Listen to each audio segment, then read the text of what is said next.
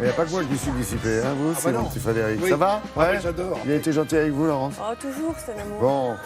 Allez, un chapitre santé important, j'allais dire info un peu pratique et important parce que l'Agence du médicament lance effectivement un avertissement concernant l'usage du paracétamol. Est-ce qu'on en prend trop? Bah oui, semble dire l'agence. Et en prenant trop de paracétamol, on prend des risques, en fait. On prend des Petit risques. bobo, un petit comprimé en plus, et ben non, c'est pas bien.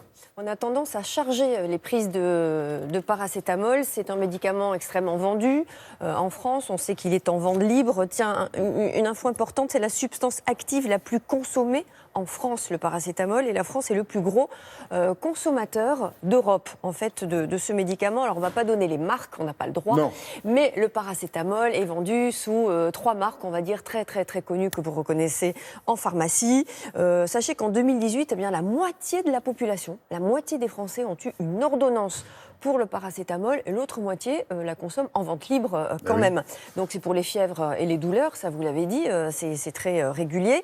500 millions de boîtes par an en France vendues et c'est une augmentation de 53% du marché en 10 ans. Alors, Des boîtes qui vont changer, en fait, du fait de cette alerte. Hein. Alors, à cause du risque de surdosage, l'Agence du médicament, l'ANSM, vient de mettre sur le marché, vous allez les voir petit à petit dans vos pharmacies, vient de lancer sur le marché de nouvelles boîtes, un nouveau packaging, justement pour nous alerter des dangers du surdosage. On va savoir quels sont ces dangers avec un responsable de l'ANSM.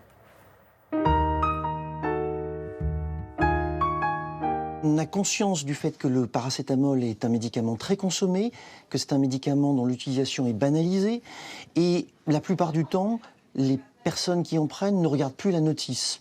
Et donc, pour faire passer le message d'alerte lié à cette toxicité en cas de surdosage, nous avons décidé de faire apparaître cette alerte sur ce risque qui est méconnu sur les boîtes, en faisant apparaître sur la face avant de ces boîtes un message d'alerte clair, surdosage égale danger, dépasser la dose peut détruire le foie, et sur la face arrière, les consignes de base pour éviter ce risque. Le risque hépatique dont on parle, en fait, c'est un risque de toxicité pour les cellules du foie qui peuvent être détruites.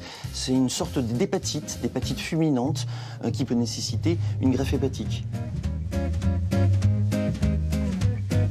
Dans les règles à respecter pour éviter ce risque de toxicité hépatique très grave, il faut commencer par la dose la plus faible, 500 mg par exemple, ne pas dépasser 3 grammes par jour, ne pas dépasser 1 gramme par prise et respecter un intervalle entre 2 prises de 4 heures minimum. Il ne faut pas associer le paracétamol à d'autres médicaments contenant du paracétamol. Pour ça, il faut bien vérifier sur les boîtes de ces médicaments, sur les notices, la composition de ces autres médicaments, de façon à voir s'ils comportent aussi du paracétamol et de ne pas se mettre en situation de surdosage. Un point très important également, si on constate que le paracétamol que l'on prend n'est pas efficace, il ne faut surtout pas monter les doses au-delà des doses recommandées, rapprocher les prises, ça ne sert à rien. Si le paracétamol n'a pas été efficace aux doses recommandées, en augmentant les doses, il ne sera pas plus efficace, ce sera inutile et ce sera dangereux. Et donc Et attention aux doses en cas de dénutrition, de poids faible, d'insuffisance hépatique évidemment puisque le paracétamol attaque le foie. Attention aussi aux bébés. En 2015, un bébé est mort à cause d'un surdosage, un bébé de 5 mois.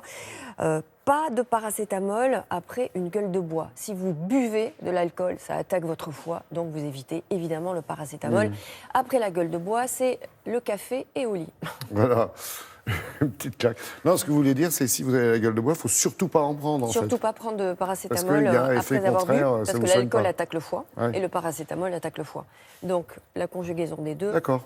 Ça fait 2 fois, quoi. Ouais, ça fait 2 fois. ça fait 2 fois. Merci beaucoup, merci. Laurence.